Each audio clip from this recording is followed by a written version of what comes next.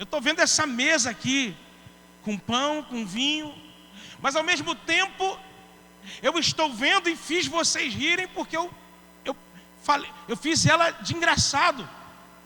Eu fiz ela ficar engraçada. E eu falei de uma mesa com pão e vinho simplesmente.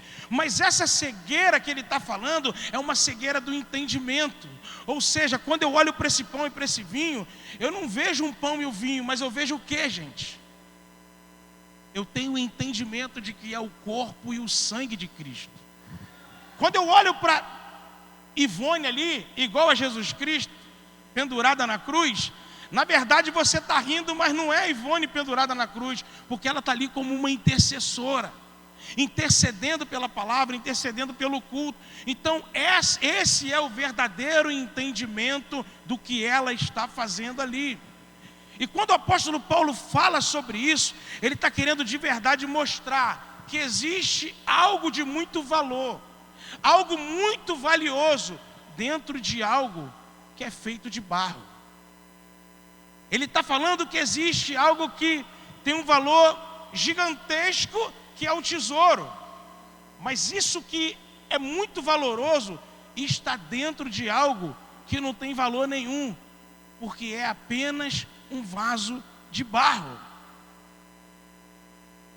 Ele está querendo dizer que quando existe dentro de mim e de você que somos um vaso de barro, existe algo de valor. Ele está querendo dizer que Deus colocou algo de muito valioso dentro de algo que é muito imperfeito e algo que é muito limitado. É assim que nós somos. O apóstolo Paulo está deixando isso bem claro. Ele está deixando claro que existe algo de muito valor dentro de pessoas imperfeitas, pessoas limitadas. E quando nós entendemos isso, já está bom. Quando nós entendemos isso, nós fazemos aquilo que fomos feitos para fazer. Sabe por quê?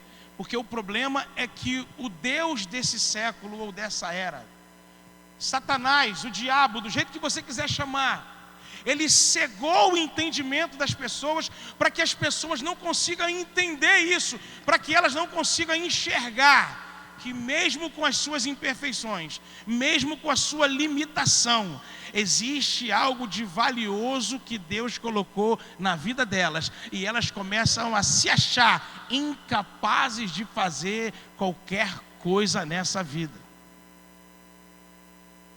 Quando nós olhamos para o que Paulo está querendo dizer, ele está falando de imperfeições, ele está querendo dizer que nós somos pessoas que temos erros. Nós somos imperfeitos, nós temos erros, nós falhamos, nós erramos demais. Ele está falando de pessoas com fraqueza. Ele sabe que o ser humano é fraco. Ele sabe que nós não somos, nós todos os dias nós acordamos e dormimos pecador. Ele sabe da nossa fragilidade. E ele não só destaca isso, mas como ele fala também da imperfeição, ele fala da limitação. E sabe por que ele está falando da limitação? Ele destaca essa limitação porque ele está falando da nossa incapacidade para tudo. Porque se olharmos para a nossa vida, se nós olharmos para o ser humano, nós vamos entender, nós vamos enxergar que o ser humano, ele é incapaz de fazer alguma coisa. Ou talvez incapaz de fazer muitas coisas. Esse somos nós. Esse sou eu e você. Esse sou eu que acordo todo dia e saio para trabalhar. Esse sou eu que estou andando pelas ruas. Isso é você. Mas mesmo assim, com as nossas fraquezas, com as nossas imperfeições, mesmo assim com as nossas limitações, Deus está usando a nossa vida. Mesmo com a nossa limitação, mesmo com a nossa imperfeição, Deus ainda está usando a nossa vida. Ou seja, olha para quem está do seu lado e fala assim: Deus mesmo assim usa pessoas imperfeitas e pessoas limitadas. Amém? Será que você pode aplaudir a Jesus por isso? Aleluia! Aleluia! Paulo está ensinando a você que mesmo você sendo imperfeito, mesmo você sendo limitado, Deus ainda usa você do mesmo jeito. Ainda que você não enxergue isso, mas é verdade. Eu quero ler para vocês aqui 1 Coríntios capítulo 1, o versículo de número 26, que diz assim: irmãos, pensem no que vocês eram quando foram chamados. Poucos eram sábios segundo os padrões humanos. Eu vou ler de novo, vou começar de novo. É muito importante você entender o que está sendo dito aqui. Olha o que Paulo está falando. Paulo está falando para a igreja de Corinto.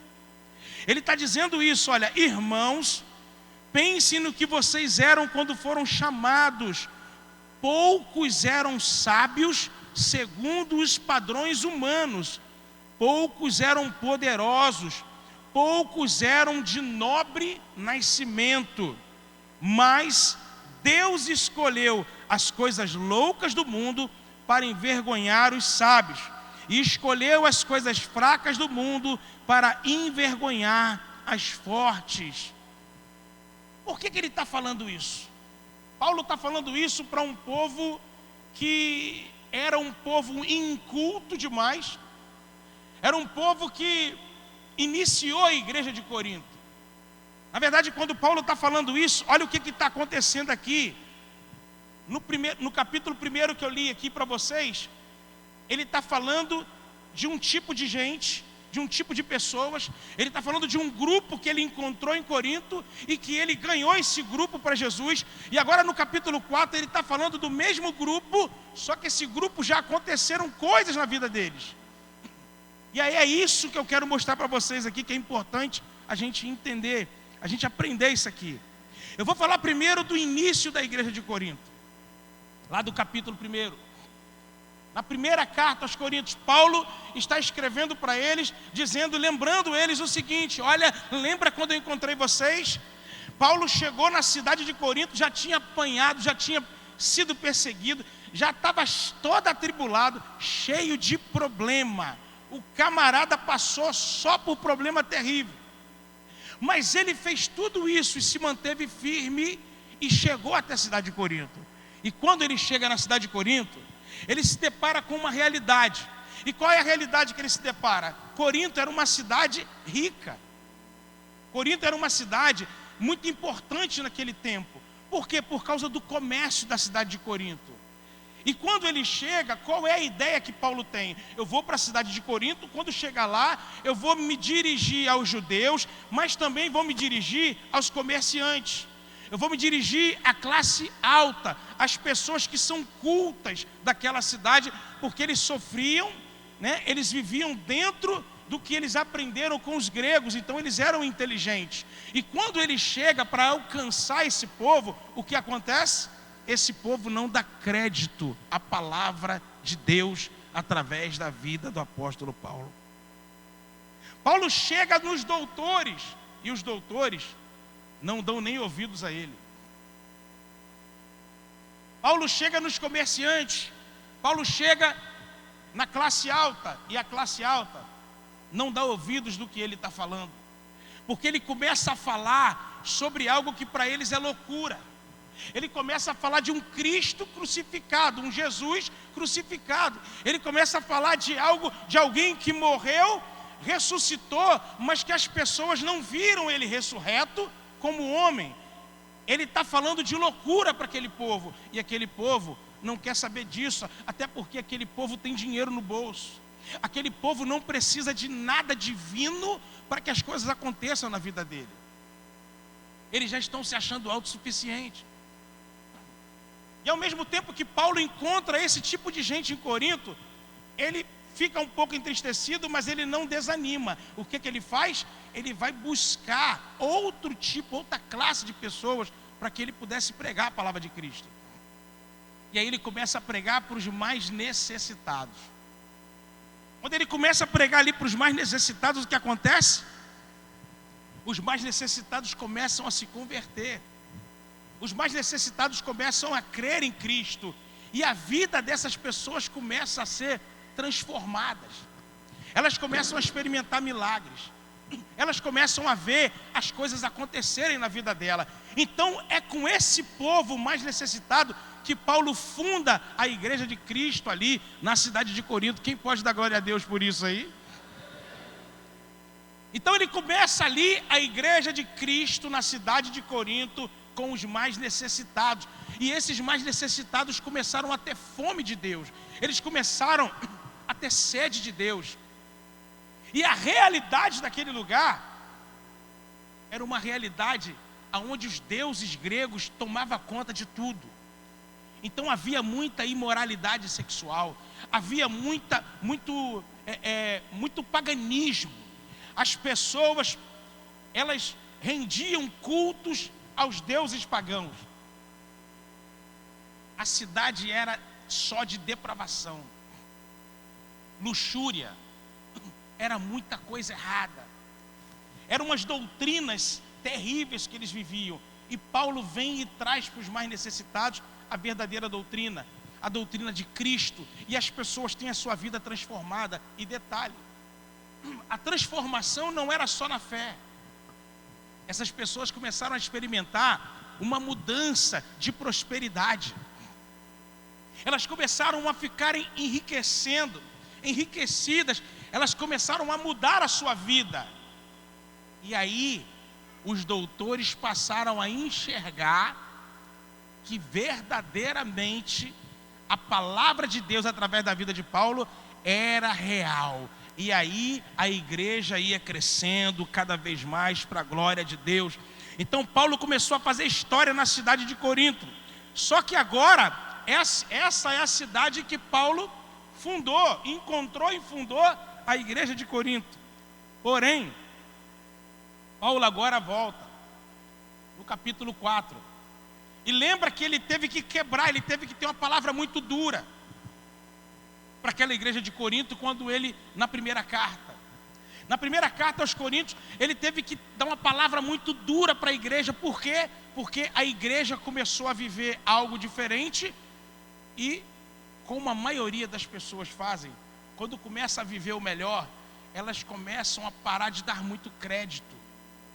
Elas começam a se achar que já podem muita coisa. E aí começa a desprezar as coisas de Deus. É por isso que é difícil um rico entrar no reino do céu. É por isso que as pessoas preferem estar no trabalho do que dentro da igreja. Esses dias eu fui almoçar, sexta-feira eu fui almoçar lá no Erci, e a gente estava conversando lá, e tinha um casal lá. E esse casal já foi aqui da igreja. E aí eles estavam sentados lá, batendo papo com a gente e tal. Já foram líderes de célula, de sucesso. E aí conversaram, a gente batendo papo. Na conversa que a gente estava tendo, eles chegaram eles se defenderam em uma coisa. E ninguém estava falando nem deles em si. A gente estava falando sobre a obra de Deus. E aí eles disseram que não tem mais tempo, que saíram daqui. Falaram assim, eu confesso, eu gosto muito da igreja, mas eu saí de lá por causa de uma coisa. Amo vocês, mas eu saí de lá porque eu não estava tendo mais tempo para nada. E para ficar ali tem que fazer muita coisa. E aí eu preferi ir lá para a igreja, mas olha só, na igreja que eu estou hoje, o que eu fiz? Eu já cheguei de cara para o pastor e falei para o pastor assim, pastor, é o seguinte, não me cobra nada, não tenho tempo para nada, porque eu estou com muito trabalho, eu tenho que me dedicar. Então eu vou fazer o seguinte, se domingo der para eu vir de manhã, beleza, se não der, eu venho à noite. Durante a semana não tem como, não dá, eu tenho muita coisa para fazer. E aí o pastor falou que estava tudo bem, que não tinha problema e está tudo certo. E o interessante é que de vez em quando nas redes sociais eu vejo que quando eles estão lá, eles estão ministrando inclusive. Eu falei, meu Deus, eles devem ficar sem ir, quando vão tem a palavra inclusive no lugar do pastor. Eu confesso para você que eu não quis dizer isso para eles, mas foi o que eu vi. E aí eu falei, mas por quê? Indagando, e aí eles se defenderam dizendo assim, mas apóstolo, você tem que entender o seguinte, que a gente precisa de dinheiro. E aí, entre ir para a igreja e ganhar dinheiro, quem vai preferir ir para a igreja? Ninguém, né? Aí eu falei, eu entendo. Eu entendo, mas deixa eu falar uma coisa, mas está errado. está errado, porque Deus deve estar em primeiro lugar. Ou então nós não podemos dizer isso com os nossos lábios. Nós não podemos dizer que temos Deus em primeiro lugar na nossa vida, se na realidade, se na prática, Ele fica em último lugar. Nós não podemos dizer que Deus é dono do ouro e da prata, se na prática o ouro e a prata estão na frente dEle na nossa vida. Nós não podemos dizer isso. E aí, quando eu comecei a falar, eles aceitaram e disseram no final de tudo, né, envergonhado, disseram que eu estava certo, e enfim, porque contra a palavra, contra a verdade, não tem jeito. E eu estou contando esse testemunho aqui porque o que está acontecendo aqui é exatamente isso com Paulo. Paulo agora retorna aí na segunda carta, ele termina a primeira carta, então, tendo a palavra dura: olha, vocês se esqueceram do que Deus fez com vocês, porque ele encontra uma igreja perdida primeiro na ingratidão, perdida de novo na imoralidade, perdido de novo na idolatria e perdido de novo em si mesmo. Porque estavam achando que eles é quem faziam as coisas acontecerem. Já não era mais Deus quem tinha poder, mas até o poder de Deus que fluía naquele lugar, já não era mais de Deus, eram por causa deles. E aí o apóstolo Paulo, ele começa, você percebe que eu li lá no primeiro versículo, né, ele começa dizendo: e este ministério, e ele começa meio que se defendendo, e você vai ver que a segunda carta aos Coríntios, ele está se defendendo o tempo todo, defendendo a ele e defendendo a palavra de Deus. Porque ele agora encontra uma realidade diferente. Ele encontra um povo que ele ganhou e que teve uma vida transformada, mas um povo agora entregue a tudo de errado novamente e ainda soberbo, achando que podia muita coisa. Então o apóstolo Paulo, ele começa essa carta falando sobre isso. E o que ele percebe? Ele percebe que o diabo cegou o entendimento daquelas pessoas. O diabo escondeu, o diabo pegou a mente daquele povo e fez eles deixarem de entender que tudo que eles eram na vida, eles só eram por causa de Deus. Eles eram um simples vaso de barro. E que tudo que eles tinham dentro deles era o tesouro que Deus havia colocado na vida de cada um deles. Então Paulo mostra aqui um contraste muito grande. Ele começa a mostrar um contraste muito grande entre algo de valor e algo totalmente sem valor. E começa a mostrar para eles que eles não eram nada. Ele começa a mostrar para eles que o que tinha na vida deles era apenas um depósito que Deus havia feito. Que Deus havia depositado algo dentro deles e que eles não deviam se gloriar com isso. Porque tudo aquilo que eles tinham não era deles, mas o que eles tinham vinha da parte de Deus. Quem está entendendo, diga: eu estou entendendo. Aqui um alerta para que eu e você possamos cuidar da nossa vida, cuidar de quem nós somos e do que estamos fazendo com aquilo que Deus tem entregue para mim e para você. Aqui é um alerta para a gente entender que tudo que a gente faz, tudo que a gente tem, só fazemos e temos porque foi Deus que depositou na nossa vida, foi Deus que na sua infinita misericórdia entregou para mim e para você. E é por isso que Deus ainda está aqui hoje usando uma pessoa como eu, imperfeita. É por isso que Deus está aqui ainda hoje usando uma pessoa como você, que é imperfeito também. E aí, quando eu começo a entender isso aqui, eu olho a Bíblia e eu vejo a Bíblia mostrar um profeta chamado Elias. E a Bíblia mostra um profeta chamado Elias, que a gente conhece, e mostra o lado humano, mostra a humanidade de Elias, quando mostra que Elias teve medo de Jezabel e se escondeu. Quando mostra que Elias, ele foi para dentro da caverna. Quando mostra que Elias chegou até mesmo a pedir para morrer. Deus aqui está mostrando o lado humano, a humanidade de Elias. Mas também, mesmo sendo Elias humano, com as suas imperfeições, com as suas limitações, Deus começa a mostrar para mim e para você, com a história de Elias, um outro lado. Começa a mostrar que mesmo ele sendo imperfeito, Deus usava ele como um instrumento seu, como um instrumento de Deus. Quando faz o camarada abrir a boca e orar e cair fogo do céu. O camarada, quando abria a boca, ele dizia assim: olha, vai parar de chover, e vai parar, e parou de chover 3 anos e meio. Quando ele abriu a boca, ele falou assim: agora vai começar a chover, voltou a chover. Então, Deus começou a mostrar através da vida de Elias que ele tinha as fragilidades dele. Ele era imperfeito, mas ele também era usado como um instrumento de Deus poderoso na terra, porque ele também entendia que ele era um vaso de barro, mas ele tinha um tesouro valioso demais de Deus dentro dele.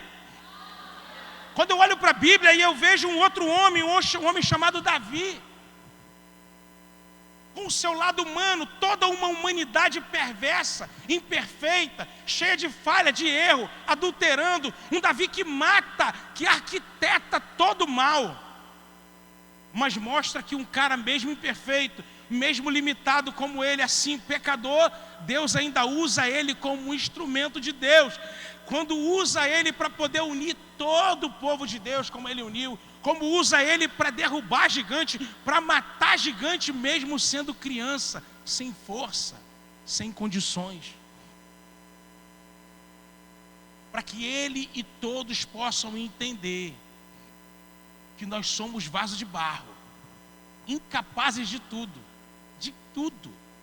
mas que temos um tesouro de Deus dentro da nossa vida, um tesouro que Deus depositou dentro de nós, e é isso que nos faz capazes para fazer qualquer coisa que temos que fazer nessa vida. Se você recebe essa palavra, aplauda Jesus. Aleluia, aleluia, aleluia, aleluia. Quando eu olho para a Bíblia, eu vejo mais um exemplo que eu quero dar, o próprio apóstolo Paulo. 1 Coríntios capítulo 15, versículo 9 e 10 diz assim, olha o que Paulo está dizendo aqui, gente, presta bem atenção. Ele diz assim, ó, pois sou o menor dos apóstolos, e nem sequer mereço ser chamado apóstolo, porque persegui a igreja de Deus. Aí ele segue dizendo agora assim, ó, mas pela graça de Deus, sou o que sou, e sua graça para comigo não foi em vão. Antes, trabalhei mais do que todos eles. Contudo, não eu, mas a graça de Deus comigo. Paulo começa a mostrar para mim e para você esse contraste do tesouro e do vaso de barro. Usando a própria vida, ele começa dizendo assim, ó, ele está falando que ele não é digno nem de ser chamado de apóstolo, porque ele está olhando para o lado humano dele, para a humanidade que tem dentro dele.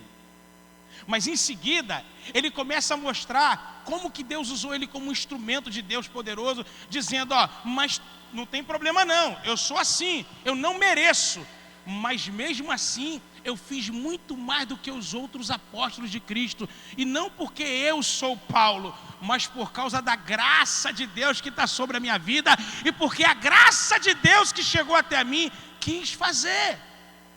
Então o apóstolo Paulo está mostrando tudo isso para mim e para você, para que a gente possa entender que mesmo sendo imperfeito, mesmo sendo limitado, Deus quer usar a sua vida. Fala para quem está do seu lado, Deus quer usar a sua vida. Aleluia, aleluia. Nós precisamos entender que o que define eu e você não são as nossas imperfeições. O que define eu e você é aquilo que somos e aquilo que fazemos vem da graça de Deus. O que define eu e você naquilo que somos e que fazemos é a graça de Deus que está sobre a nossa vida. É por isso que nós não podemos nos gloriar. É por isso que toda a glória vem dele. Toda a glória é para ele.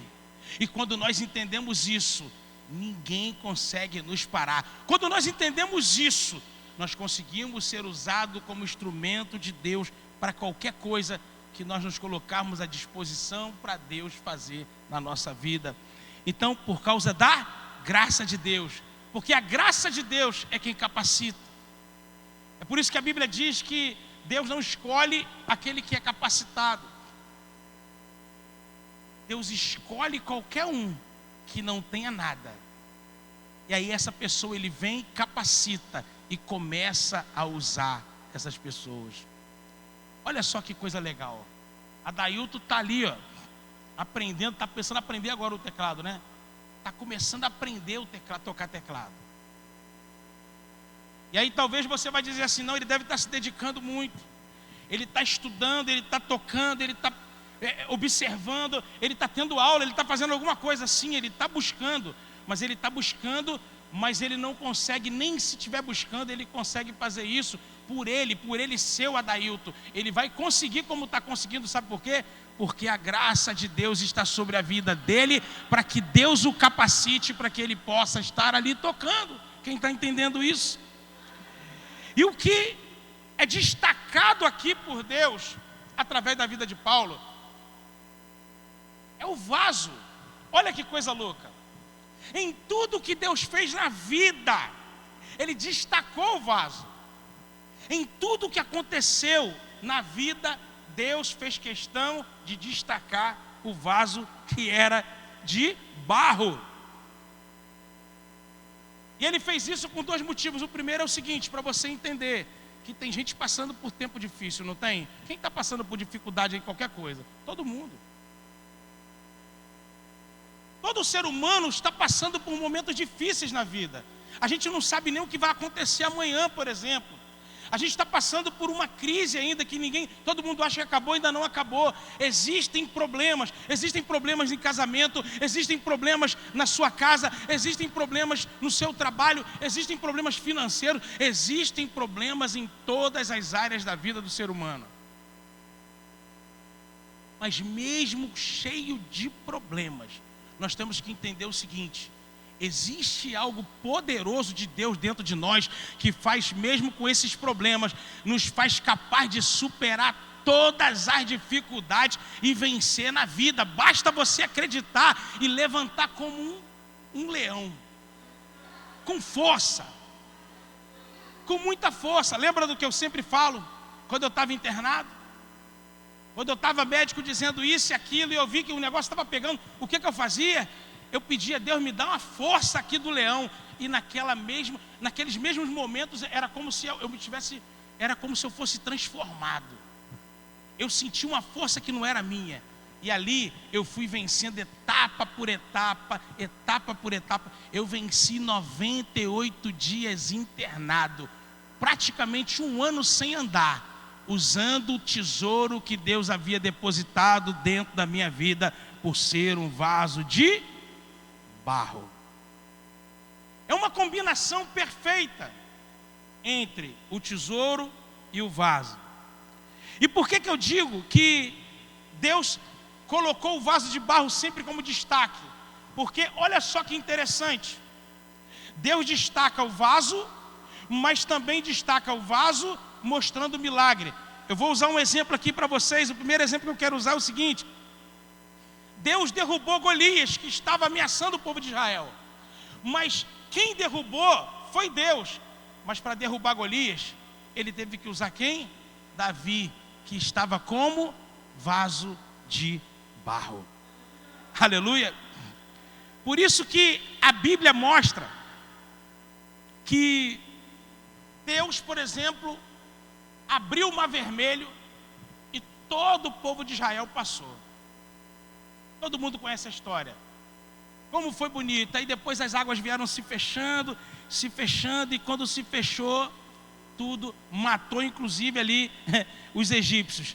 Só que Deus foi quem abriu o Mar Vermelho. Mas Ele usou a vida de Moisés, que era o vaso de barro. Você está entendendo? É por isso que a Bíblia mostra que lá na igreja primitiva aconteciam vários milagres. Pessoas tinham a vida restaurada. Deus curava, Deus libertava, Deus fazia muita coisa acontecer, muitos milagres. Mas mesmo assim, Deus fazia usando a vida dos apóstolos, usando a vida dos cristãos que eram convertidos naquele tempo, porque eles eram o vaso de barro que Deus usava. Aleluia, aleluia, aleluia. O que Deus quer falar para mim e para você nessa noite, queridos? Deus quer falar para mim e para você que Ele continua sendo o mesmo Deus, que Ele continua tendo o mesmo plano, o plano de redenção, que Ele continua querendo curar, Ele continua querendo libertar, Ele continua querendo salvar, Ele continua querendo fazer coisas grandes acontecer nessa vida, mas Ele precisa usar eu e você que somos vaso de barro, porque Ele quer usar essa combinação. Ele tem depositado coisas grandes, Ele tem depositado a graça dEle sobre a nossa vida, Ele tem depositado o Espírito dEle dentro de nós, Ele tem depositado a unção, o poder dEle sobre a nossa vida, porque nós somos vaso de barro, mas Ele quer fazer milagre usando a tua vida, Ele quer concluir a obra que Ele começou lá atrás, usando a minha e a tua vida. Então aplauda mais forte ainda o Senhor. Aleluia, aleluia, aleluia. Então não aceite nem mesmo você dizer para você mesmo, não aceite nem mesmo você dizer para você mesmo que você não é capaz. Não aceite nem você e nem ninguém dizer para você que você não consegue. Eu fico olhando às vezes para as pessoas, principalmente eu lido mais, eu estou sempre mais com as lideranças da igreja. Eu estou sempre vendo um ou outro dizer que não consegue. Eu não consigo fazer isso. Eu não consigo. Tem gente que fala, eu não fui chamado para isso. Gente.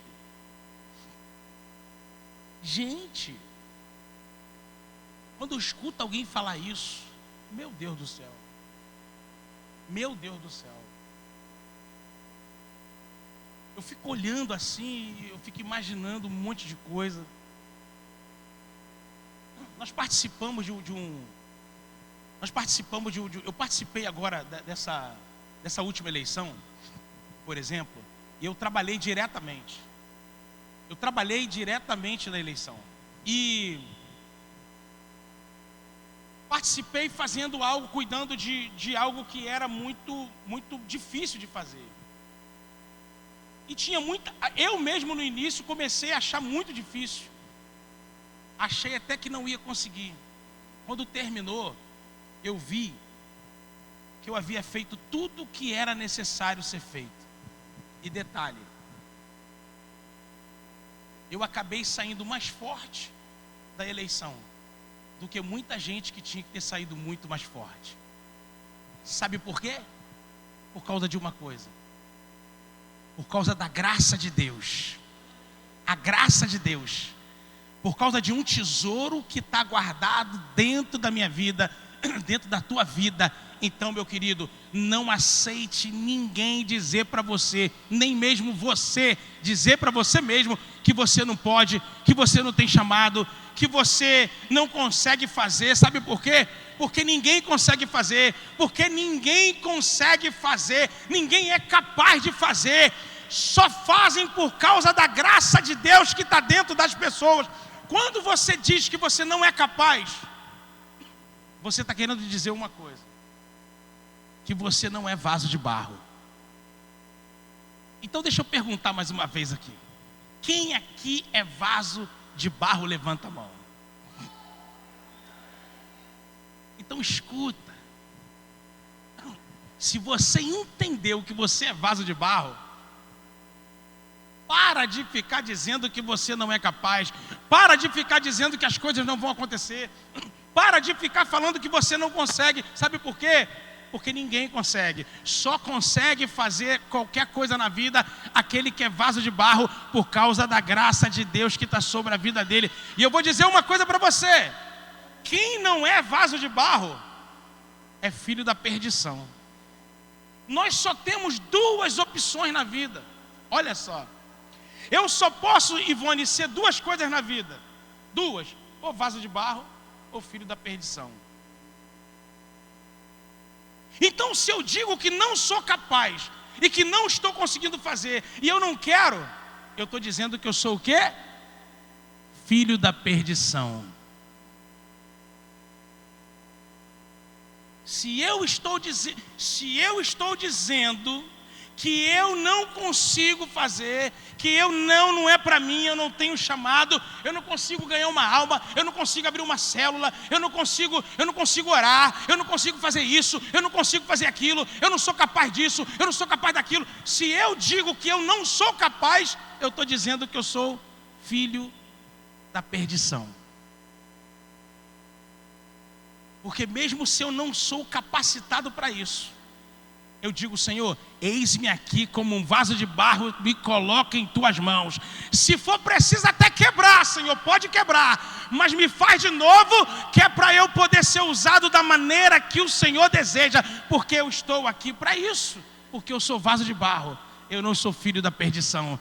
Mais uma vez, só para a gente fechar, diga para quem está do seu lado: eu não sou filho da perdição, eu sou vaso de barro. Aleluia. Em 1 Coríntios capítulo 4, versículo 8 e 9, o apóstolo Paulo está falando algumas coisas.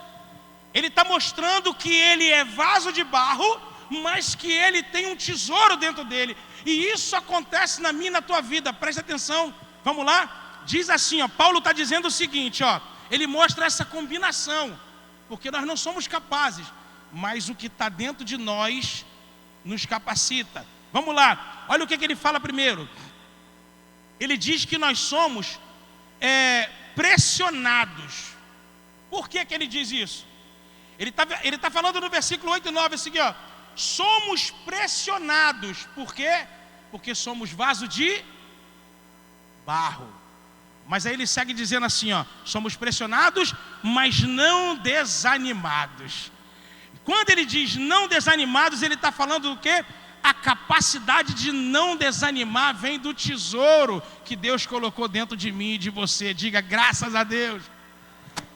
Aí ele segue dizendo o seguinte, ele segue dizendo assim, ó: ficamos perplexos. Por quê? Porque é vaso de barro. Quem é vaso de barro fica perplexo. Ele está falando da humanidade dele, mas aí ele segue dizendo o seguinte, ó: mas não desesperados, porque a capacidade de não se desesperar vem do tesouro que Deus colocou dentro de mim e de você. Então ele começa a mostrar, está entendendo? Você é um vaso de barro incapaz, mas vem uma capacidade de Deus, por causa da graça dele que está sobre a nossa vida. E aí ele segue dizendo, ele diz assim, ó: somos perseguidos, porque vaso de barro é perseguido. Olha para quem está do seu lado e fala assim: você é perseguido? Fala assim: eu sei por quê. Dá uma risadinha. Porque tu é vaso de barro. Agora ele segue dizendo assim, ó: somos perseguidos, porque nós somos vaso de barro, mas não abandonados. E por quê? Porque essa sensação de não estar abandonado vem do tesouro que Deus depositou dentro de mim e de você, que é a graça de Deus. Porque o cristão que é vaso e se coloca na presença de Deus, ele sabe que pode estar aqui sozinho dentro do buraco, mas ele sabe que dentro daquele buraco tem um Deus com os olhos como chama de fogo, que está enxergando ele e na hora certa vai arrancar ele de dentro daquele buraco. Aleluia, aleluia, aleluia. Paulo segue dizendo o seguinte, ele diz assim, ó: abatidos. Quem não fica abatido, gente? Todo mundo, qualquer pessoa, qualquer ser humano fica abatido. Por quê? Porque é vaso de barro. Todo vaso de barro fica abatido. Mas ele segue dizendo: eu estou abatido, mas não destruído. Porque ele sabe que pode estar abatido, mas não está destruído, por causa do tesouro que Deus colocou dentro dele. E nada nem ninguém pode destruir aquele que é de Deus. Quando nós entendemos isso, quando nós entendemos essa verdade, quando nós entendemos essa verdade, nada nem ninguém pode nos segurar. Quando nós temos essa consciência, nunca seremos destruídos, nunca perderemos nada, ainda que as pessoas olhem e achem que você perdeu. Dentro de você, você sabe que você alcançou algo poderoso, você sabe que você vai alcançar o sucesso, porque existe um tesouro dentro de você que é um vaso de barro nas mãos do Senhor. Porque existe algo que Deus depositou dentro de você, que vai fazer você alcançar todo o sucesso que você precisa e que você sonha na tua vida. Sabe, esse tesouro é de verdade Ele quem nos capacita. É por isso que a gente vê uma pessoa que às vezes não sabe nem ler, e quando abre a boca para orar, a gente vê que aquela pessoa, vem um poder de Deus sobre a nossa vida. É por isso que às vezes uma pessoa que você não dá nada, quando coloca a mão na sua testa, você sente um fogo de Deus tremendo. Eu vou contar um testemunho rápido aqui para vocês que aconteceu na quinta-feira agora. É um testemunho ruim, mas que me impactou assim de uma forma que vocês não têm noção. Ontem eu estava aqui dando discipulado para os pastores que caminham na nossa cobertura, e eu falei sobre isso, sobre esse testemunho. Eu conheci um rapaz chamado Anderson. Ele é evangelista, ele era evangelista, e eu convivi com ele esses últimos 6 meses lá na campanha. E aí ele era, pensa num cara forte, um cara fortão mesmo, todo saradão, o camarada bonito e muito forte mesmo, tinha um vigor tremendo, um camarada que não tinha nenhum tipo de enfermidade, era saudável e tinha uma força, um vigor, capaz de repente sair daqui, correr aqui até o Rio de Janeiro, não se cansar. Um camarada forte. Só que ele, aos olhos das pessoas na rua, ele era alguém que não tinha muito valor. Por quê? Porque ele não tinha muito dinheiro, ele estava desempregado. Ele não tinha um carro, ele não tinha quase nada. Ele era alguém que você olhava para ele e dizia assim, poxa, coitado. Porém, ele ficava todo dia assim para mim. Todo dia ele estava lá, chegava em mim e falava assim, apóstolo, eu só preciso de uma oportunidade. Eu não esqueço disso. Ele todo dia, eu nunca vou esquecer, ele juntava os braços assim. Quem conhece, Rafael conheceu, sabe do que eu estou falando, não é verdade? Giovanni também. Ele chegava todo dia, conversava, acontecia alguma coisa, ele via que ninguém estava enxergando ele. As pessoas que ele queria que olhasse para ele, as pessoas não olhavam para ele, porque dizia assim, não, ele não, esse aí não. Olhavam para os outros e para ele não. Mas ele chegava, alguma coisa me fazia olhar para ele. E hoje eu sei quem me fazia olhar para ele. Era o Espírito de Deus, era a graça, era esse tesouro. E eu olhava para ele e eu via ele falar. E ele todo dia que me encontrava lá, ele falava assim, apóstolo, juntava o braço, apóstolo, eu só preciso de uma oportunidade. Nesses 2 meses, umas 2 ou 3 vezes, nós fomos daqui para o Rio. E só nós dois de carro, batendo papo, conversando. E ele contou a história dele todinha para mim. Ele foi envolvido com tráfico há muitos anos atrás. E aí ele era um cara que no tráfico ele era muito importante dentro do tráfico.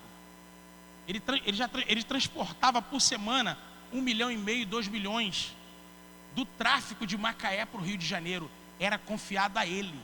Então no meio dos traficantes ele era um cara importante. Só que ele conheceu Cristo, e quando ele conheceu a Cristo, ele largou aquilo tudo e foi viver como desempregado, ganhando pouco. E aí ele parou de aparecer.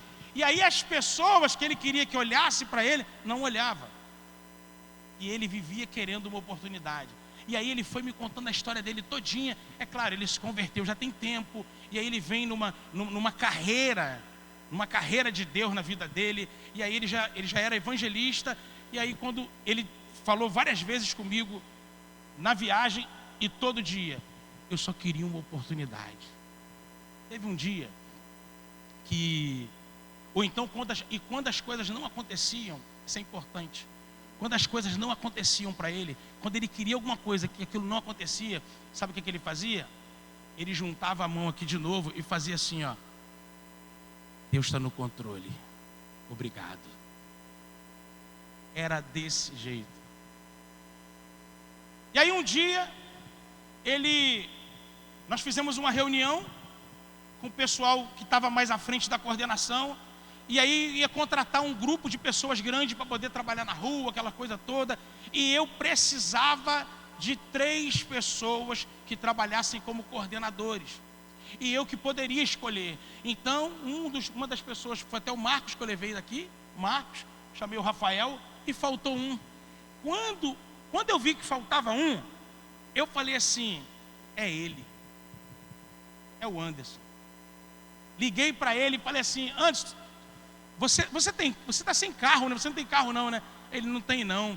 Aí eu, puxa vida, mas dá um pulinho para cá, vem para cá. Ele foi, quando ele chegou, eu falei com ele, eu falei assim, cara, eu queria te dar uma oportunidade aqui para você coordenar aqui um grupo grande, cara. Só que tem que ter carro. Você não consegue? Eu consigo uma moto. Eu falei assim, a moto não vai adiantar. Mas tudo bem, vamos fazer o seguinte, eu quero te ajudar. Por quê? Porque dentro de mim estava aquilo assim, ó, eu só preciso de uma oportunidade. E aí, eu fui e falei assim, ó, tudo bem, trabalha de moto, eu vou botar combustível na tua moto, e quando você precisar de carro, eu vou, ainda que eu pegue o meu carro aqui, a gente dá um jeito. Eu vou te dar essa oportunidade. Ele deu um sorriso, juntou o braço dele e fez assim, obrigado, apóstolo, obrigado.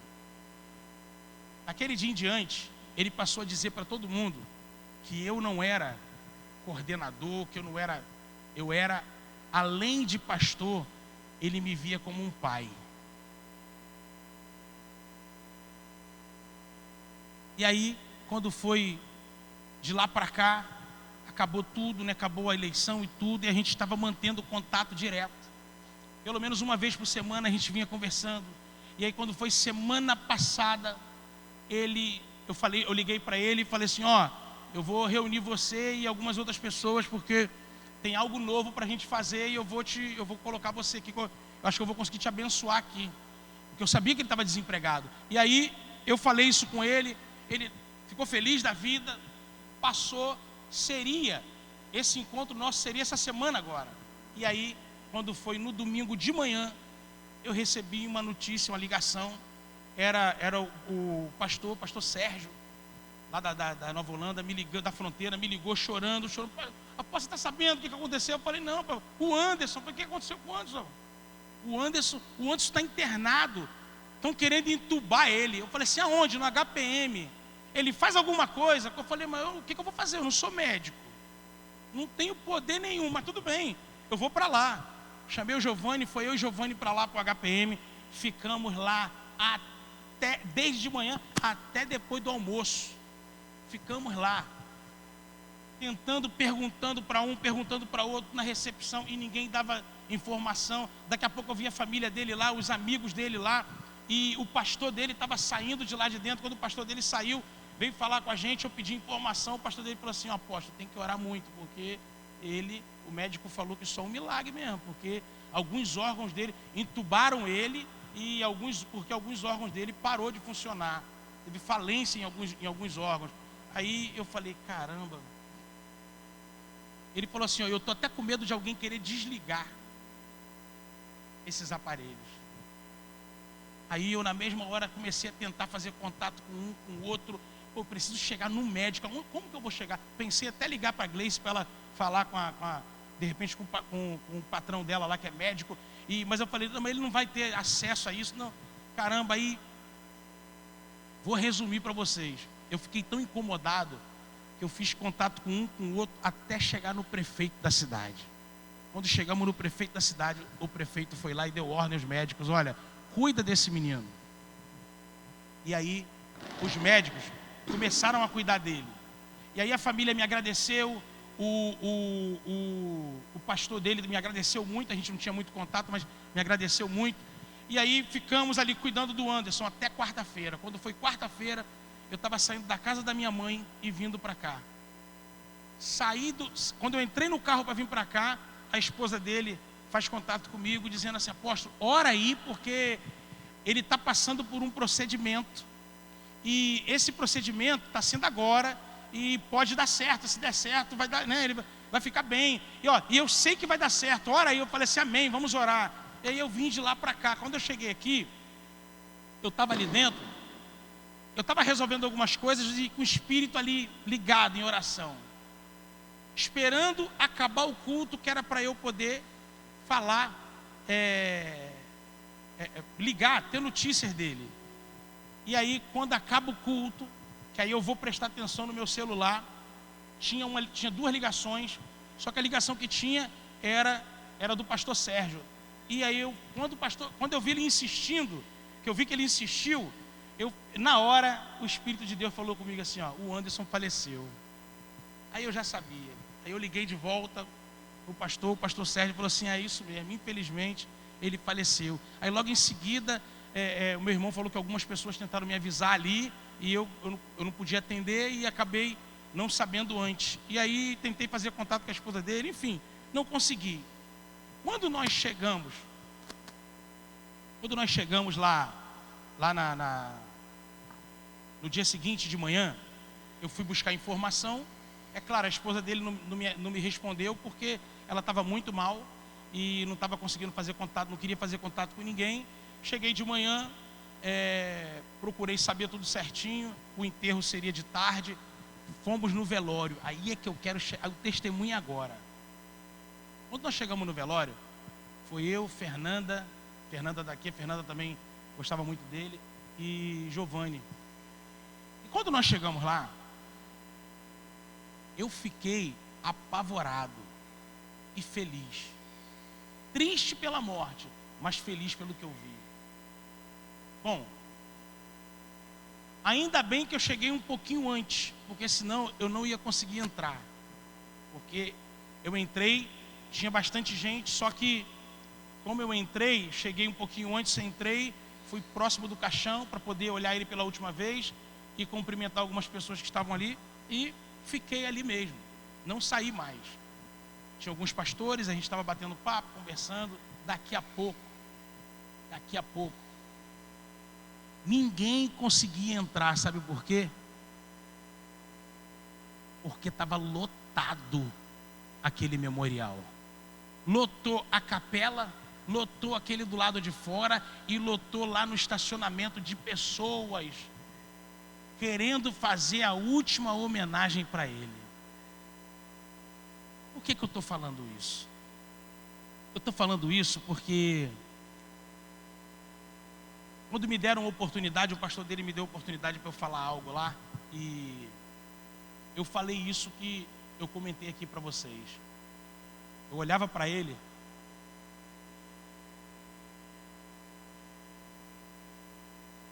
e eu via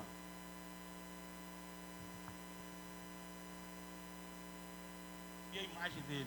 Eu via a imagem dele.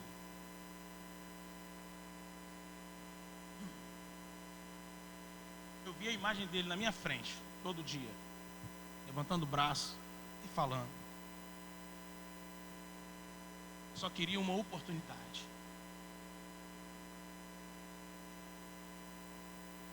Só queria uma oportunidade. E no dia que eu dei a oportunidade para ele, mesmo sem ele poder, ele não podia porque ele não tinha carro, eu tinha que ter um carro. Mas eu dei a oportunidade para ele. Era outra imagem que eu tinha. Ele juntando o braço e dizendo: obrigado, apóstolo, obrigado. Por que eu estou falando isso?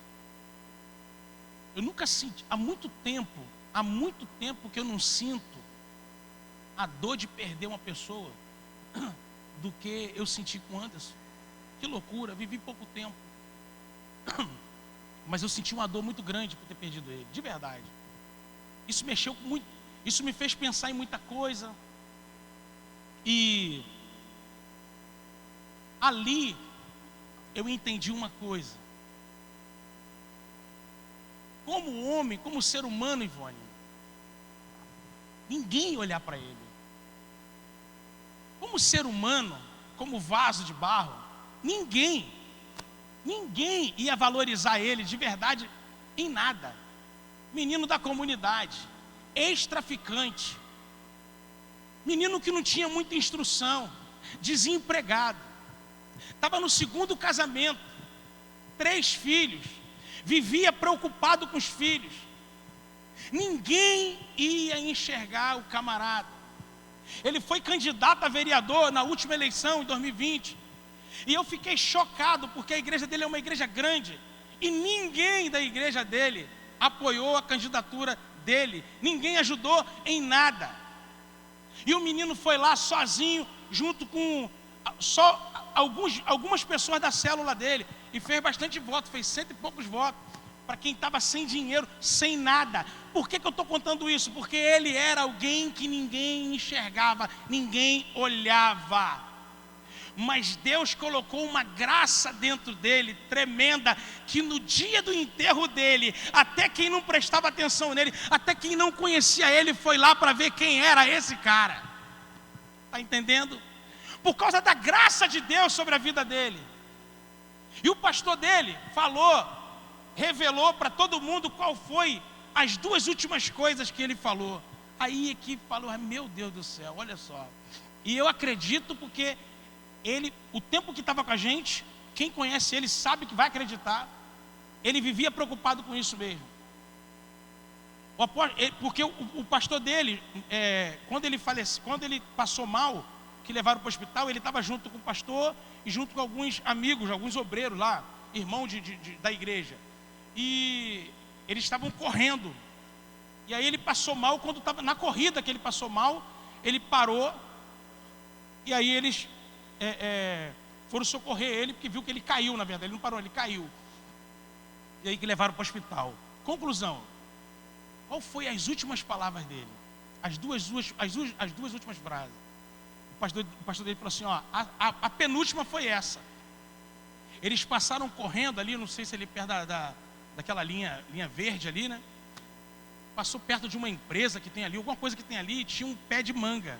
Ele olhou para aquele pé de manga e falou assim: apóstolo, eu vou voltar aqui. Falou para o pastor dele: apóstolo, eu vou voltar aqui com os meninos essa semana e vou arrancar essas mangas aí. Olha só, eu vou arrancar essas mangas para fazer suco para levar para o encontro com Deus. Para dar todo mundo suco para o encontro com Deus. Assim não vai precisar gastar dinheiro com bebida, de suco. Essa foi a penúltima coisa. A última coisa que ele falou foi a seguinte: quando o pessoal percebeu, né, que ele estava um pouco cansado, que já era o problema, foi falar com ele. Aí a corrida, ele falou assim: eu não estou preocupado com essa corrida. Essa corrida aqui não é. Eu não estou preocupado. Essa aqui essa não é a corrida que me preocupa. Eu só me preocupo com uma corrida, porque eu estou correndo para o céu. Foi a última coisa que ele falou. Então vamos embora. Quando os outros saíram, ele viu que ele passou mal e ficou caído no chão. Há muito tempo que eu não vejo um velório daquele jeito, um sepultamento daquela forma. E eu nunca tinha visto na minha vida, nunca, um velório com tanta gente. E eu fiquei lembrando, o cara que pedia para que um cara que queria que todo mundo olhasse para ele. Ele estava como um vaso na mão de Deus, com a certeza tão grande de que ele era apenas um vaso e que somente a graça de Deus é que estava sobre a vida dele, é que poderia fazer alguma coisa para ele, que ele não ficava triste com ninguém, ele não brigava com ninguém, ele simplesmente, quando tinha um não, ele dizia: Deus está no controle. Ele tinha tanta certeza que era um vaso de barro na mão do Senhor e que somente a graça de Deus é que poderia fazer alguma coisa sobre a vida dele, é que ele estava ali preocupado, só se preocupava em salvar e em ser salvo. Por que eu estou contando tudo isso? para você entender que quando você tenta convencer você mesmo de que você não é capaz de nada, você está esquecendo que é um vaso de barro na mão de Deus. E João 12:24 diz assim: digo-lhes verdadeiramente, que se o grão de trigo não cair na terra e não morrer, continuará ele só, mas se morrer, dará muito fruto. Olha para quem está do seu lado e fala assim: a partir de hoje, o Deus desse século não vai me cegar mais, porque eu entendi que eu preciso morrer para que Deus manifeste a sua graça sobre a minha vida. Eu preciso morrer para que Deus manifeste a sua graça sobre a minha vida. Diga: eu preciso morrer para que Deus manifeste a sua graça sobre a minha vida. Diga mais forte: eu preciso morrer para que Deus manifeste a sua graça sobre a minha vida. Eu preciso morrer para que Deus manifeste a sua graça sobre a minha vida. Aplauda o Senhor. Aleluia, aleluia, aleluia, aleluia, aleluia, aleluia, aleluia, aleluia, aleluia, aleluia, aleluia, aleluia, aleluia.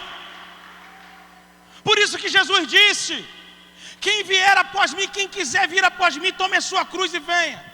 Negue-se a si mesmo, morra, para que o Senhor possa viver em você, para que a graça de Deus possa se manifestar na tua vida. Então, quando você diz que você não consegue, que você não pode, quando você olha para o lado e vê uma cadeira vazia, você sabe que uma pessoa deveria estar aí, que você tem responsabilidade com Deus de salvar uma vida e você não faz, é porque você está querendo dizer que você não é vaso na mão de Deus. É porque você está dizendo que você não é vaso. Porque se você entender que você é vaso, você vai fazer, porque você mesmo não sabendo, é a graça de Deus que vai fazer através de você. Quem lembra, é a última agora, quem lembra da história sobre Gideão? Quem conhece a história de Gideão, hein? A Bíblia fala da história sobre Gideão. Gideão era o menor da casa do pai dele, certo? Era o menor. E Gideão, ele tinha tanta preocupação, tanto medo, que a Bíblia diz que ele ia malhar trigo dentro do lagar, que é para os inimigos dos midianitas não ver que ele estava fazendo aquilo. Então, por quê? Porque ele tinha medo. Então ele fazia isso ali, ia malhar o trigo ali dentro do lagar, escondido, para que ninguém roubasse o que era dele. Só que ele recebeu uma palavra de Deus. E a palavra de Deus motivou ele a enfrentar os inimigos e deixar de ser escravo de tudo aquilo. Porque tem gente que, se Deus não falar com ele prefere ser escravo a vida inteira. Ele nunca se liberta das coisas, porque ele se sente impotente, incapaz de se libertar das coisas. Então ele vira escravo de alguma coisa. E aí Gideão, a história diz que Gideão, ele obedeceu, ele fez algumas provas, uns testes com Deus, e Deus provou que era ele que estava falando e que ele poderia ir. Ele começou a entender: opa, ele vai comigo. Então, ele começa a separar um monte de gente, muitos soldados, porque ele ia enfrentar muitos inimigos. E aí no final Deus começou a falar assim: não, tem muita gente que é covarde, tem muita gente que é frouxo de verdade, tem muita gente que não presta para nada, tem gente que é vaso, mas não aceita ser vaso, ele prefere ser filho da perdição. Então larga esses filhos da perdição para o lado.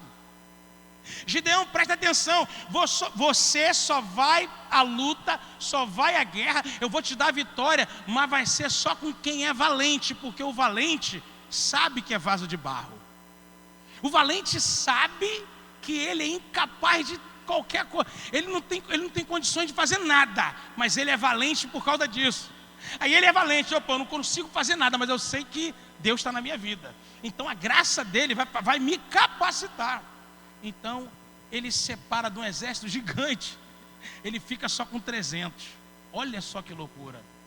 Fala para quem está do seu lado assim: é por isso que dentro da igreja pode até ter muita gente, mas poucos são os que fazem, porque só eles entenderam que são vaso de barro. Então Gideão pega, e aí ele vai, não, juntou, tá bom, é com 300, vai ser com 300. Eu sei que eu sou vaso de barro. E aí ele recebe uma instrução do Senhor. O Senhor vira para ele e fala assim: presta atenção, Gideão. Gideão, se liga aí, igreja. Gideão, ó, presta atenção, Gideão. Você vai pegar esses 300, e aí você vai mandar eles pegar uma tocha, vai acender essa tocha, mas você vai pegar um cântaro e esconder essa tocha de todo mundo. Então tinham 300 pessoas com Gideão, Ivone, com uma tocha, mas com um cântaro escondendo a tocha. Por quê? Para que o inimigo não visse que existia ali pessoas chegando. Eles tinham que ir escondido. E aí o cântaro estava escondendo uma tocha que estava acesa. Ou seja, havia um fogo dentro daquele cântaro. O cântaro era um vaso de barro. Então Gideão vai com os 300 ali. Na hora certa Deus falou assim: vai. E quando der o sinal, no momento certo, vocês vão quebrar o cântaro. E aí vai aparecer o fogo, a tocha, e os inimigos vão correr, vão fugir com medo. Conclusão: Gideão juntou os 300, acenderam a tocha, colocaram o cântaro escondendo o fogo da tocha, e foram. Quando chegaram, a Bíblia diz que à meia-noite, lembra disso? Na hora certa, detalhe, eles não poderiam somente tirar o cântaro, podia retirar, mas eles tiveram que quebrar.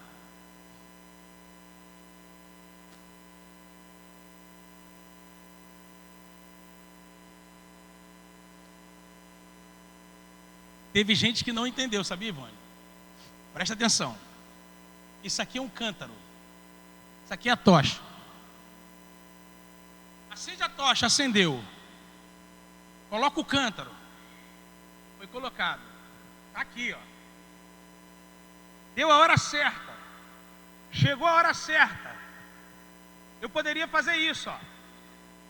Tirar o cântaro, que a tocha ia aparecer. Ia ou não ia?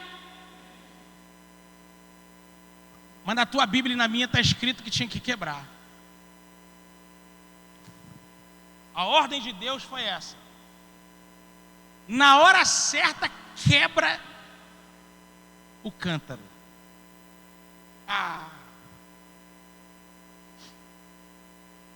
Quem sabe me dizer por que tinha que quebrar aquele vaso de barro?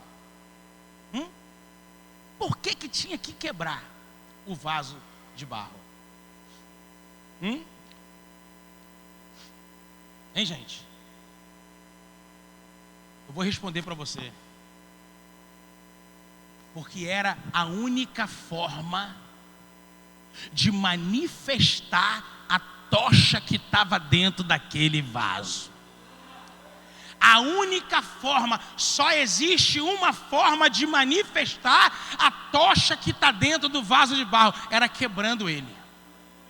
Deus, tudo que fez com uma mensagem para mim e para você. Fez para ensinar para mim e para você o que é necessário fazer.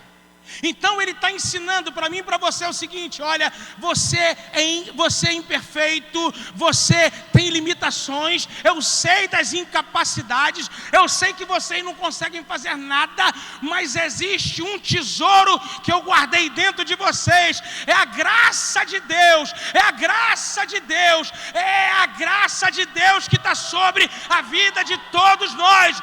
E o seguinte, para ela se manifestar, é necessário quebrar o vaso. Porque quando o vaso se quebra, manifesta a glória, manifesta a graça, manifesta o poder, manifesta a unção, manifesta o fogo, manifesta o Espírito de Deus.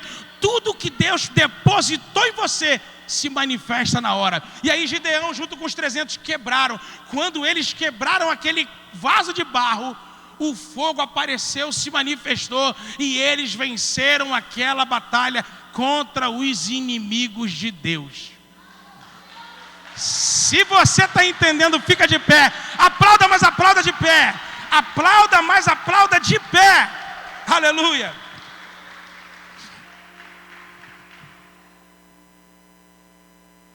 Precisamos que o vaso de barro seja quebrado, que é para manifestar o tesouro que Deus colocou dentro de nós. E olha o interessante, o diabo não ficou dizendo para o povo de Corinto, o diabo não perdeu tempo, pastor Gilberto, dizendo para a igreja de Corinto assim, ó, vocês não podem, não, vocês não devem, não, vocês não têm poder, vocês são ferrados, vocês são incapacitados. Não foi isso. Ele não ficou dizendo, Deus não está com vocês, não. Ele não ficou dizendo para eles assim, ó, vocês não têm unção, não foi nada disso. Pelo contrário, ele ficou dizendo, vocês não precisam de Paulo, vocês não precisam do homem, vocês não precisam nem de Deus, porque existe algo poderoso dentro de você. Olha para cá. O povo de Corinto, a igreja de Corinto sabia, tinha consciência de que tinha poder, eles tinham consciência de que tinha autoridade, eles tinham consciência de que eles poderiam curar, eles poderiam libertar, salvar, curar, eles tinham consciência disso, eles por isso se achavam o tal. A soberba acendeu o coração deles. O diabo não deixou eles pensarem que eles não podiam fazer, pelo contrário, eles sabiam que podiam fazer sim. O problema é que eles pensaram que a capacidade que eles tinham era deles, não era de Deus, não era a graça de Deus mais na vida deles. Então o que o diabo fez com eles? Não escondeu a unção, escondeu o entendimento. Escondeu o entendimento. Por isso ele diz, o Deus dessa era, o Deus desse tempo, cegou o seu entendimento. Ele não permite, ele não deixa que, ele fez você não enxergar uma saída para o teu problema. Ele fez você não entender que você é capaz. Aí ele fez você ficar acomodado. Ele cegou o teu entendimento para que você não conseguisse enxergar de que você consegue. Aí você fica em casa, não gosta de participar de uma célula, não gosta de discipulado. Por quê? Porque no discipulado é necessário quebrar o vaso, porque é no discipulado que você quebra o vaso. Porque quando você no discipulado quebra o vaso, manifesta no vaso a glória, a graça, a unção, o poder, a capacitação de Deus na vida dele. É por isso que as pessoas não querem abrir uma célula. É por isso que as pessoas não se preocupam com a vida do próximo, e porque eles não conseguem enxergar que Deus o tempo inteiro manifestou dizendo assim, ó, ama o teu próximo como a ti mesmo. Mas é melhor amar quem está do nosso lado, é melhor amar a nossa família, É melhor amar aquilo que eu quero para mim. Aquelas pessoas que estão do lado de fora, aquela pessoa que eu não estou nem aí, cada um cuida de si mesmo. Porque o Deus desse tempo fez você se preocupar com as tuas coisas. O Deus desse tempo fez você se preocupar em aprender a tocar um teclado. Mas não precisa ganhar alma. O Deus desse tempo fez você entender que você pode aprender a dançar, mas não precisa salvar a vida de ninguém. O Deus desse tempo fez você pensar que você pode até frequentar a igreja, mas não pode se envolver muito, porque se você se envolver muito, vão cuidar da tua vida, vão dar piruada, as pessoas vão começar a cobrar responsabilidade de você. Você não precisa ter responsabilidade com Deus, precisamos ser um vagabundo.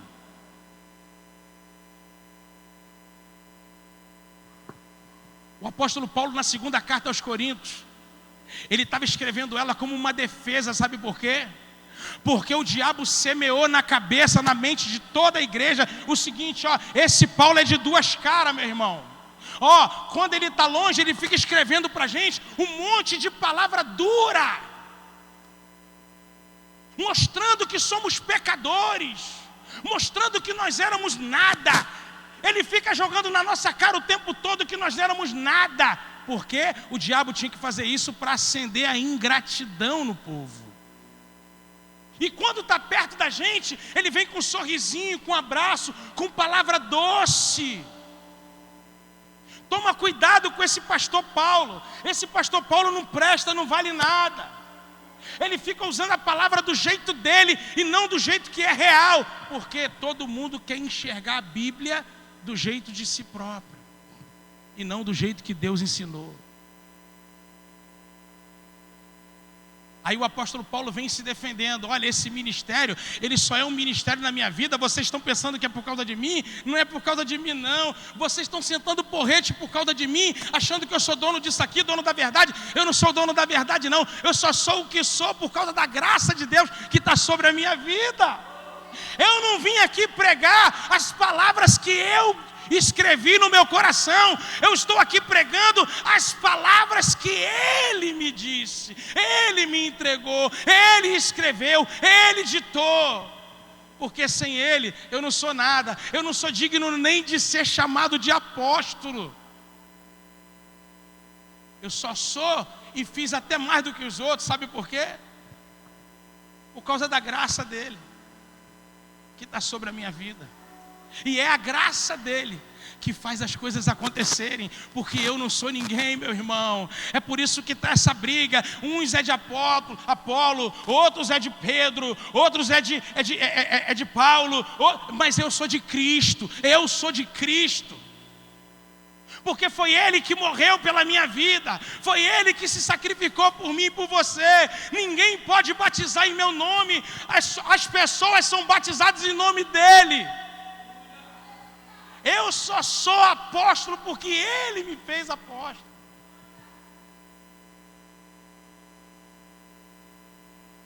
Mas sabe por que vocês não enxergam isso?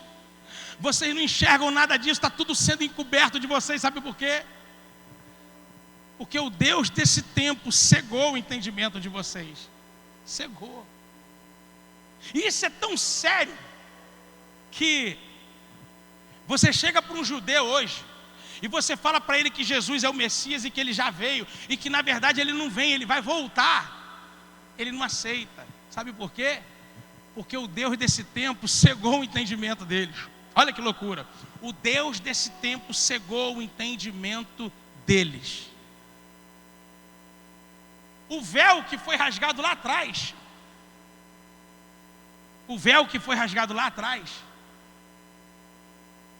eles não conseguiram tirar da frente deles. Mas nós que conhecemos a palavra, nós que conhecemos a verdade, sabemos que toda pessoa, quando conhece a Cristo e se torna um cristão, é porque nesse momento que essa transformação acontece, o véu ele se rasga. É porque nesse momento, aquele véu que Moisés tinha para esconder a glória de Deus, está entendendo?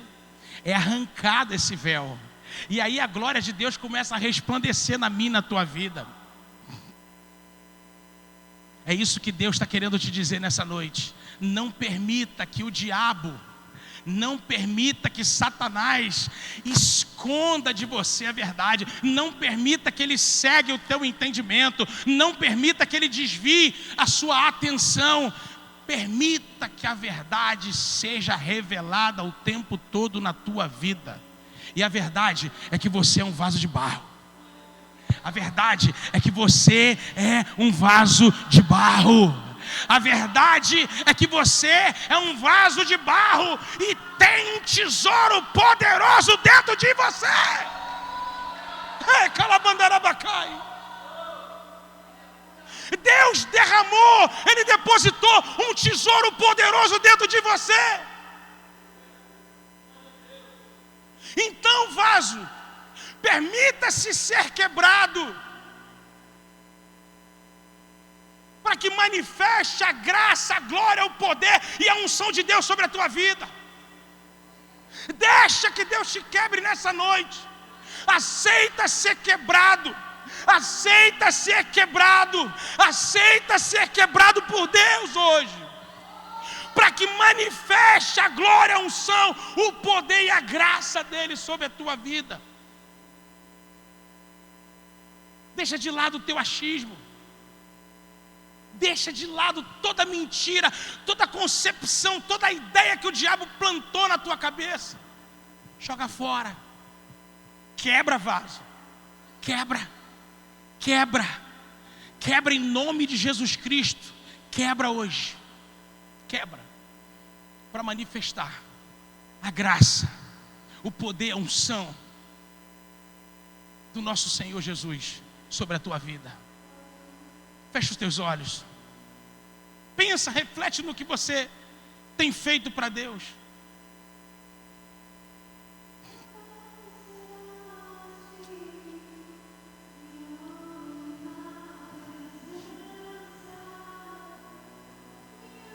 Fala com Ele agora. Mas não fala como um ser humano. Não fala como alguém que se sinta capacitado. Fala com Ele como que você pensa que é mesmo, incapaz. Fala com Ele como alguém limitado, imperfeito. Fala com Ele agora: Deus, eu sou imperfeito, eu tenho tantas falhas, eu cometo pecado, eu não sou digno de nada, eu tenho limitações, eu não consigo enxergar em mim um chamado, eu não consigo enxergar em mim nada. Fala para Deus desse jeito.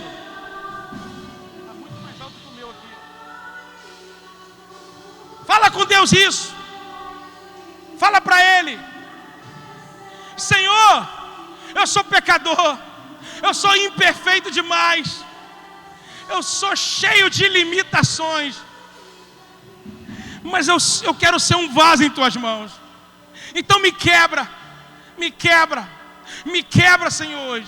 Eu permito ser quebrado hoje. Eu permito ser quebrado hoje. Eu permito, Deus, me quebra, Senhor, me quebra hoje, me quebra, para manifestar a Tua glória, a Tua graça, a Tua unção, o Teu poder, o Teu Espírito, e me capacitar para fazer aquilo que o Senhor planejou para a minha vida.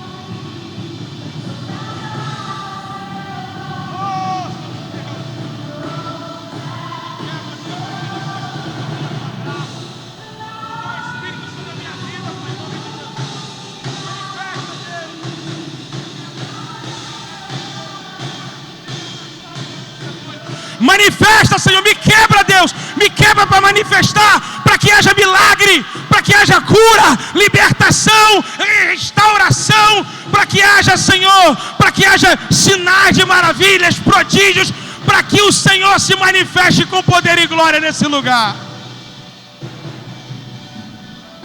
Oh!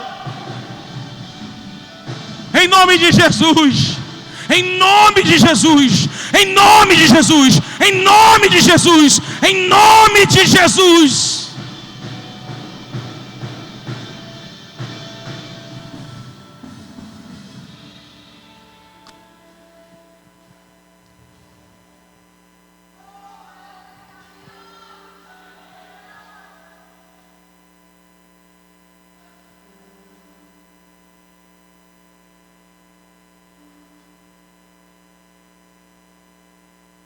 Se você entender o que é vaso,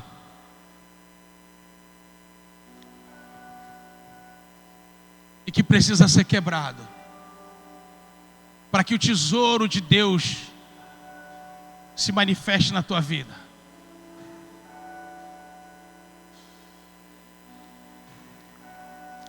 Coloca a mão no teu coração.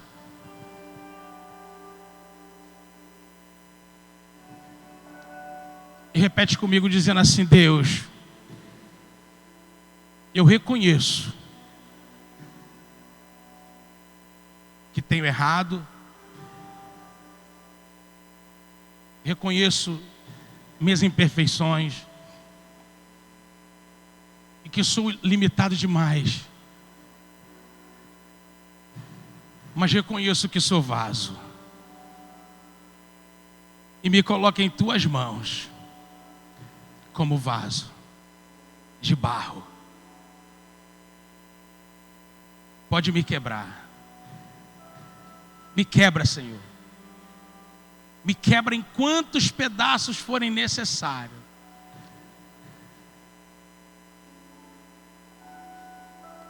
Para que o teu tesouro se manifeste na minha vida.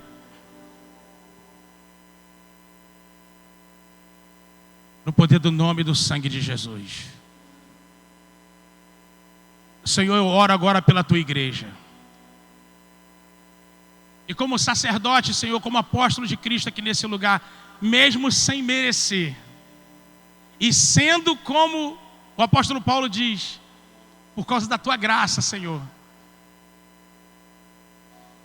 Eu te peço perdão, Senhor, por todas as nossas imperfeições, toda limitação humana.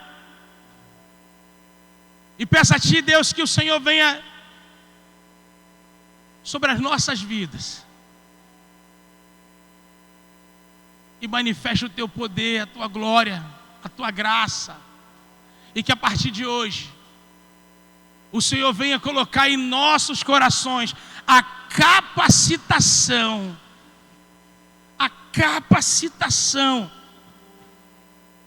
para fazer a tua vontade.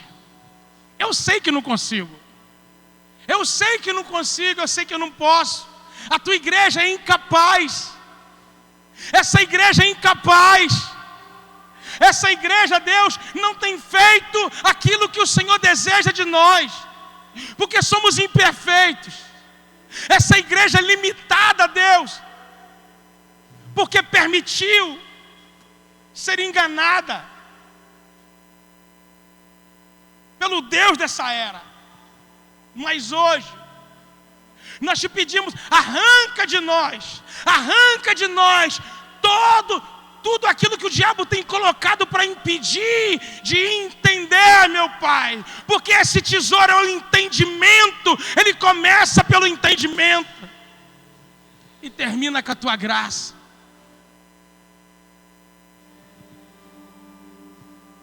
Ah, Deus, como sacerdote nesse lugar, Senhor, eu me apresento diante de Ti junto com toda a igreja, para Te pedir perdão e Te pedir, Espírito Santo, manifesta o Teu tesouro em nós, e que haja multiplicação, e que haja cura, libertação, restauração, e que haja, Senhor, milagres no meio do Teu povo.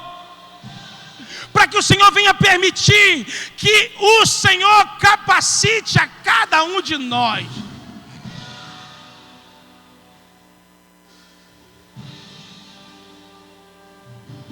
Para gerar frutos, e frutos que permaneçam, frutos que permaneçam, frutos que permaneçam, aleluia, frutos que permaneçam.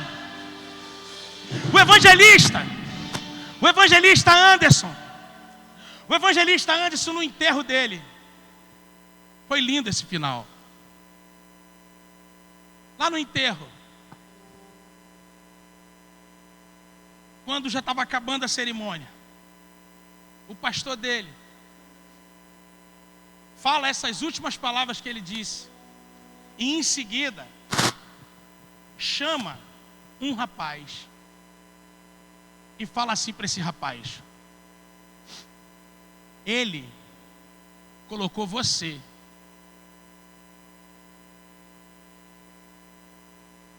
para assumir a célula dele, para assumir o legado que ele deixou. E o rapaz, em prantos, chorou, em prantos, disse assim: semana passada nós subimos um monte, e ele me parou e falou: meu filho, está vendo como é bom servir a Deus? Você já está preparado. O dia que eu faltar, você vai ser o meu sucessor. Você vai assumir a célula. E nós vamos continuar crescendo. Porque nós temos que crescer em salvação. E aí o rapaz não estava conseguindo nem falar. Ele só falou isso. Olhou para o caixão e falou para ele: eu te amo, meu líder. Eu te amo. Eu te amo. E não conseguiu falar mais nada. Sabe por quê? Quando a gente deixa ser um vaso na mão de Deus, Deus manifesta a glória dele na nossa vida de uma maneira tão forte, tão grandiosa, que o homem pode não enxergar, mas as coisas estão acontecendo. E nós deixamos frutos que permanecem.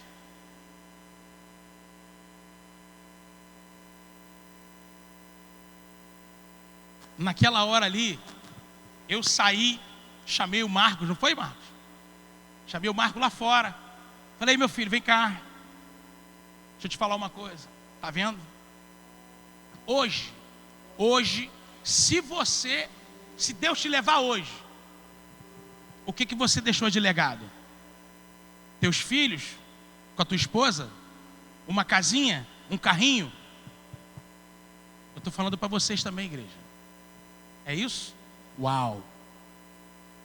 A tua casa, o teu carro, o teu dinheiro vai entrar no céu dizendo assim: obrigado, obrigado por você ter me deixado, eu agora vou para a glória junto contigo. Igual o faraó, que queria riquezas no caixão dele. O Anderson, abençoado, não tinha riqueza nenhuma no caixão dele, nada. Sabe por quê? Porque o caixão, você pode botar o ouro que for, a joia que for, ele é de madeira. Ele é de madeira. E a única coisa que fica na madeira é o pecado, a maldição. Deus está me dando isso aqui agora. Desceu fresquinho. A única coisa que fica na madeira é o pecado, a maldição. Tudo de ruim. É por isso que Jesus teve que ser morto no madeiro, para ficar o pecado. No caixão, pastor Gilberto, não tinha nada de valor. Mas no corpo é feito de... O corpo é feito de... A Bíblia diz que do pó nós viemos, do pó, porque nós somos de barro. No caixão, Vitória, de madeira, não tinha nada de valor. Mas no vaso de barro que estava morto ali dentro, tinha uma riqueza tão grandiosa, capaz de, mesmo morto, gerou os frutos que estavam ali, chorando por ele, e todo mundo triste, mas feliz, dizendo: ele se foi, mas aquilo que ele queria, ele conseguiu. Ele deixou um legado, ele construiu uma história, vai ficar lembrado na memória de todo mundo. Pastor Gilberto, até o dia que Deus me levar de novo, eu vou levar isso comigo. Eu vou levar. Eu falei para o Giovanni, Giovanni, sabe o que me veio na cabeça aqui? Se eu tivesse morrido e não voltado no meu enterro, será que ia ter tanta gente assim? Eu acho que não. Eu acho que não. Escuta uma coisa, igreja. Tudo que você pensar que é necessário para a tua vida, pensa numa coisa: você é vaso de barro. Se você não fizer a vontade de Deus, a graça dele não vai se manifestar. Se você for desse mundo, você pode deixar qualquer coisa, que não vai ter valido a pena de nada. Agora, se você não deixar nada, mas você deixar uma história, um legado, você deixar fruto que permaneça, como Jesus, como nós lemos aqui em 12:24, João, é necessário morrer para que dê fruto. Ele morreu, pastor, mas deixou uma célula grande, não foi pequena, grande. Inclusive, deram um grito de guerra que estrondou o cemitério inteiro. Todos eles juntos, um grito de guerra que quem estava lá fora ouviu. Sabe por quê? Porque se manifestou o tesouro que estava dentro daquele vaso de barro.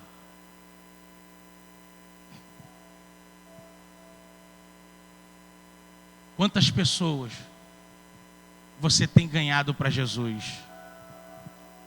Quantas? Está filmando aí não, né? Não está filmando não, né? Não filma não, tá? Então para.